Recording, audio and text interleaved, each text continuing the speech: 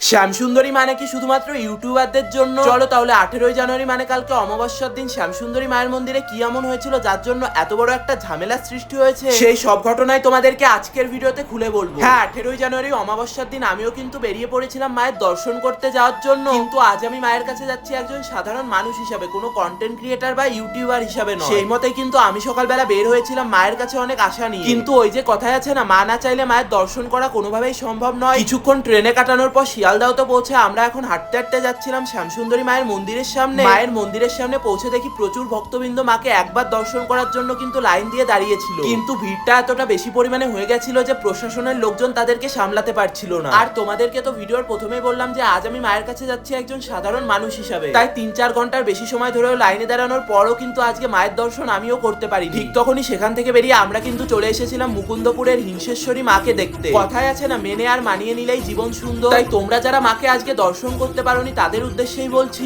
একটু কষ্ট করে মেনে নাও না যে মায়ের দর্শন করা আজকে হয়তো আমার ভাগ্যেই ছিল না।